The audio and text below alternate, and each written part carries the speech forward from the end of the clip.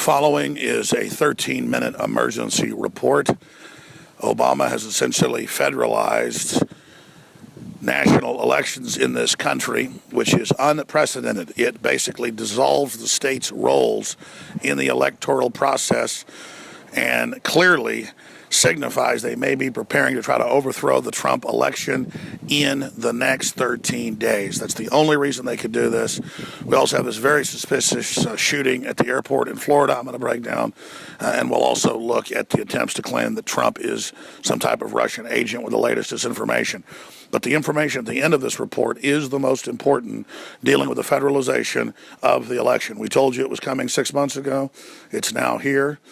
I'm begging everyone who cares about this country and this republic to research this information for yourself and to contact independent media and others in your area, your legislators, your governors, and others. We need to have a huge outcry concerning this. The article, breaking it down with videos, is at Infowars.com, written by Adon Salazar. The three big events that took place today all tie together, and it's part of an offshore destabilization program against this country and any other country that tries to become sovereign again and control their own destiny. We've seen a military veteran, supposedly, coming in out of an Air Canada flight, getting his gun out of checked baggage and shooting and killing at least 5 people, injuring a bunch of others. The only problem is Air Canada says no one checked guns on their flights coming in, and they have no record of this individual or his name. But the larger point is that this individual a year ago went to the FBI and said, I was forced to train with ISIS, and I was forced to fight for ISIS, and then nothing was done. Either he's schizophrenic and insane and watched too many episodes of Homeland and shouldn't be out on the street. Military veteran saying he's being forced to, fight for ISIS and is about to go out and do horrible things, or he's some weak-minded individual who was recruited and put under their control, like Bergdahl or others. But this follows the same pattern, just like we saw with Major Hassan at 13 dead at Fort Hood. CIA knew for 2 years what he was planning and stood down. And it goes on and on. So people ask me, is this a false flag? Yes, it's a false flag. But the media has always misdefined a false flag as only one type, that the government or some other group completely manufactures something from pillar to post. It's totally synthetic, and there are no real actors. There are no real individuals or ideologies behind it. Those are very rare. A false flag is if you know somebody's going to do something and you basically open the door for them or materially support them so they can carry it out. And then you basically use that event to get something political you want advanced. That is the most common type. Bring in 5 million jihadis into Europe, 3 million into Germany just the last couple years. Let them attack and then say, oh, we can't be a free society anymore. We've got to take people's rights away. We've got to ban free speech of nationalists and patriots and people who were the ones exposing that the jihadis were brought in. That's the most common scenario. And they hide the whole thing in plain view. It came out just last week. Of course, the New York Times knew about it a year ago and sat on it, that John Kerry told a group of Syrian diplomats on tape. I mean, there's audio of it. It's on Infowars.com. This is not debated, by the way, if you're a new listener or viewer. I know it's incredible sounding, but this is in plain view. Nobody's gone to prison. That's what's crazy. This isn't a conspiracy theory. John Kerry said, Obama wants to build and allow ISIS to grow. Well, of course they did. Hillary, as the head of the State Department, funded al-Qaeda to go into Syria and Libya. When the public woke up, they just branded the name different to ISIS to confuse people. But long story short, this attack has something in common, doesn't it? It's always an Islamicist. It's always a Muslim. Whether he was schizophrenic, or whether he was really under their command, or whether the government knew he was going to do it and then let him do it, it doesn't matter. Because they knew before. They knew he came in a year ago and told them what he was planning. So the question is, why did they do it? Because Obama and the globalists, just like San Bernardino, and just like all these other attacks, want to use this to advance taking the general public's rights and saying, you better curtail what you say on Facebook and Twitter because you're going to spur the jihadis to attack. That's why this is happening. Just like when we have the Somali stabbing people a few months ago and Obama comes out and says this is not Islamic. It's all Islamic.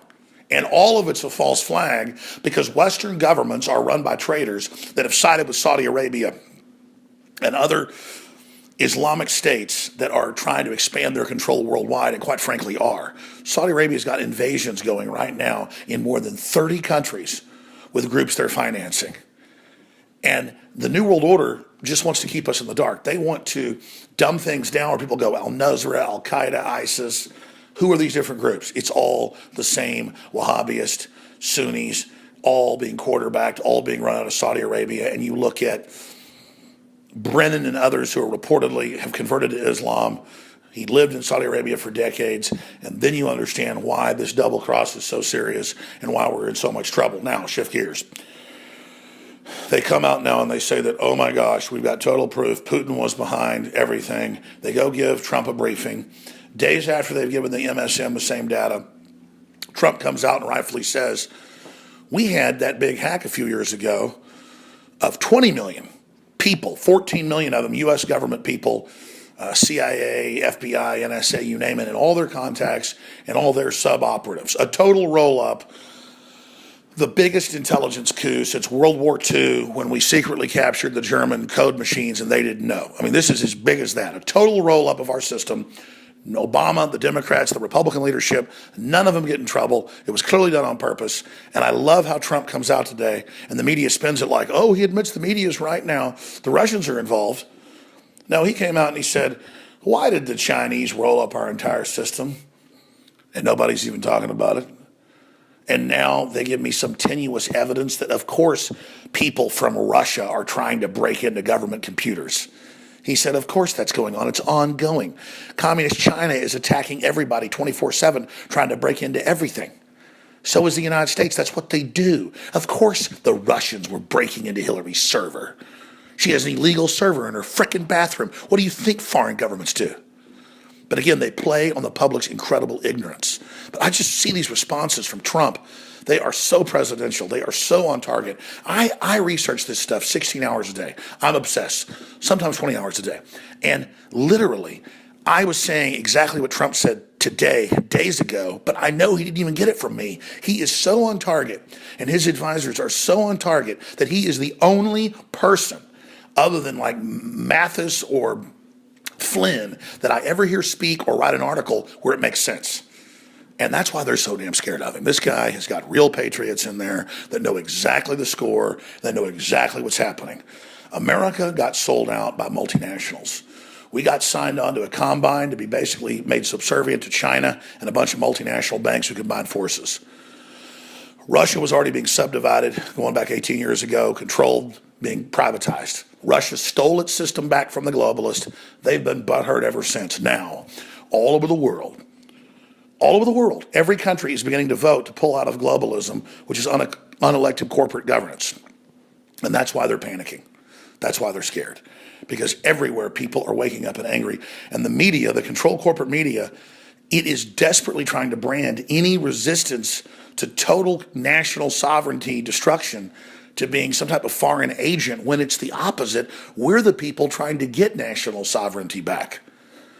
And their big piece of evidence is Russia celebrated. Well, of course Russia celebrated. The whole free world, or anybody that wants to be free, celebrated to see Hillary, that monster, that warmonger, with all the crimes she's committed, all the things she's done falling. It's a beautiful thing. Just like I celebrated when Brexit passed, or just like I celebrated when nationalist movements began to, in Italy, to block globalism. These are exciting times, very, very exciting times to be alive. Now, that said, let me hit the big enchilada here at the end.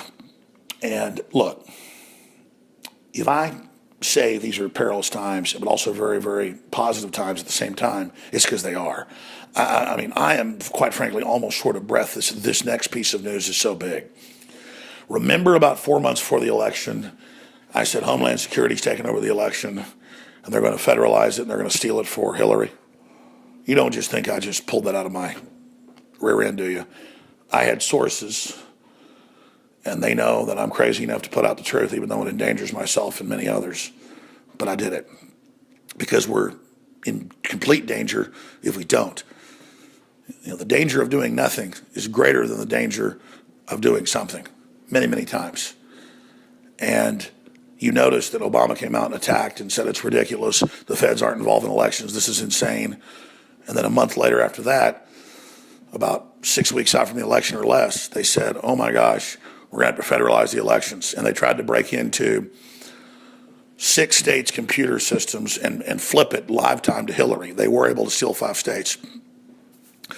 And I said, what's happening here is federalization means putting it under national security, putting it under infrastructure protection, putting it under COG means the whole process will now be secret.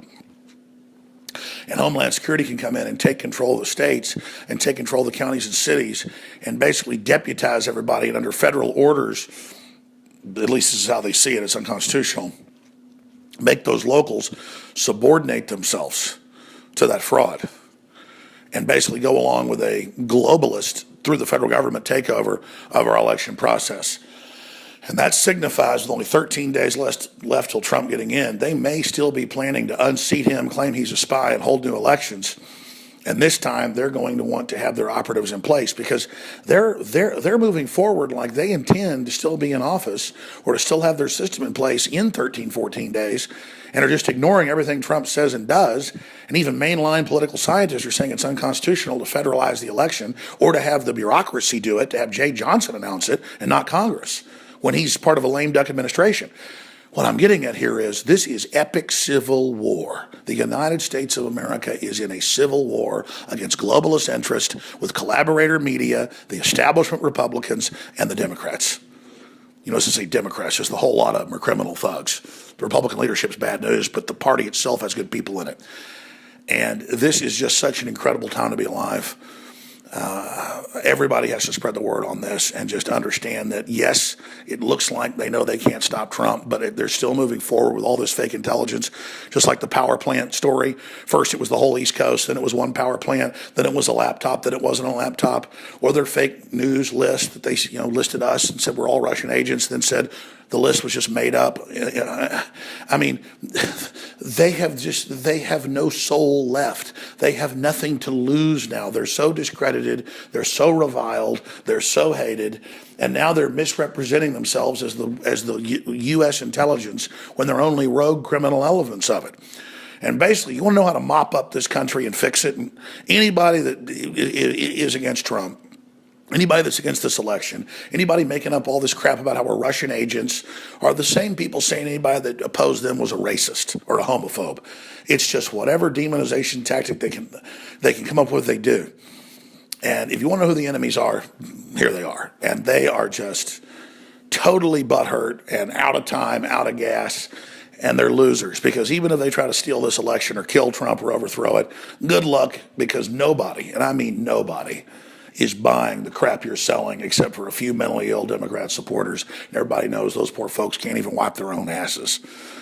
So I'll be co-hosting Sunday with David Knight, 4 to 6 p.m. Central, breaking all this down. More reports coming tomorrow. But this is a big, big, big time to be alive. And I just hope that people can get out of their doldrums and realize that we just won this election, but we got to fight for it right now because of the fact that Homeland Security, under globalist control, just announced they're federalizing the elections ahead of Trump even getting in, means that they're not just trying to put stuff in place to federalize elections into the future.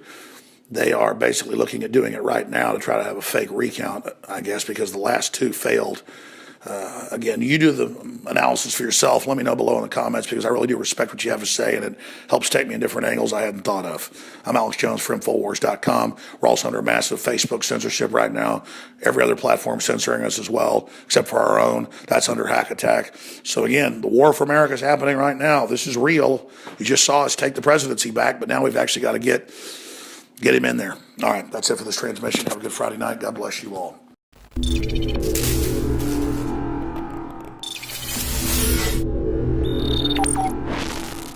People have asked me for 20 years, Alex, why don't you have firearms and firearms accessory sponsors? And the answer is, it's a minefield. Well, in 2016, things changed. At Tennessee Arms, that is the founders, the inventors, the leaders, they defended it in court of the resin lowers with the brass inserts that in many cases go further than even aluminum or steel manufacturing. 30 to 60,000 rounds by third-party reviewers. This is the best system out there, and we're talking a third the price of leading competitors. This is how it works. You order customized or straight from the factory, however you want it. It is shipped on the next business day to you and your family, and a percentage of the profit goes to fund the defense of this republic. You cannot lose. You're funding the info war. You're getting the highest quality product, the most tested, the most durable, the most certified, the most believed in. You need to have this true piece of America ready in minutes.